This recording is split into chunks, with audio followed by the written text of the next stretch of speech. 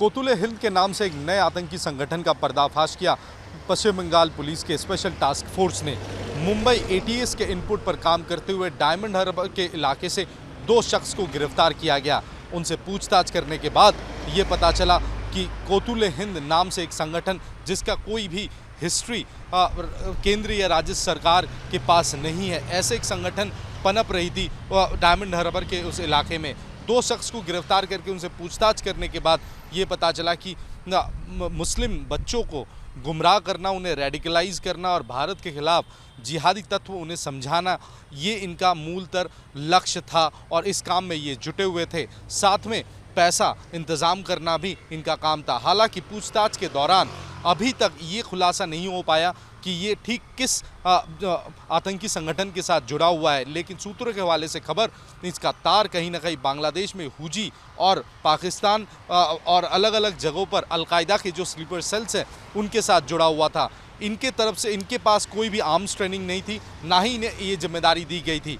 इन्हें सिर्फ जिम्मेदारी दी गई थी कि लोगों को रेडिकलाइज किया जाए और अपने गिरोह में शामिल किया जाए। इनके घरों से बरामद किए गए दस्तावेज़ काफ़ी कंट्रोवर्शियल बताए जा रहे हैं और कुछ जिहादी तत्व भी उनके पास से बरामद किया गया है। इसके अलावा वो डायमंड हार्बर के इलाके में कई महीनों से वहाँ पर ठहरे हुए थे और स्पेसिफिक इनपुट के बदौलत वहाँ पर रेड किया गया था पुलिस की तरफ से और इन दोनों को गिरफ्तार किया गया।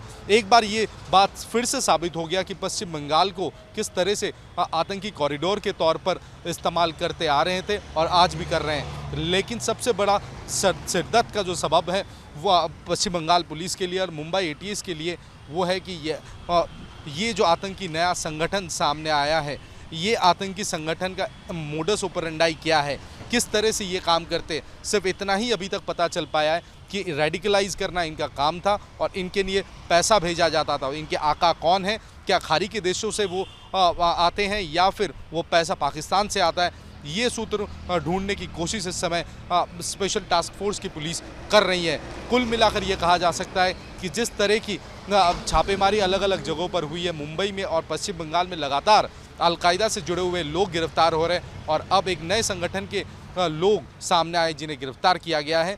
इसके बाद ये कहीं ना कहीं एक सिरदर्द का सबब स्पेशल टास्क फोर्स के लिए बनता नज़र आ रहा है। लेकिन क्या ये सिर्फ 2 शख्स जो गिरफ्तार हुए स्पेशल टास्क फोर्स के हाथों में, क्या यही गिरोह थे?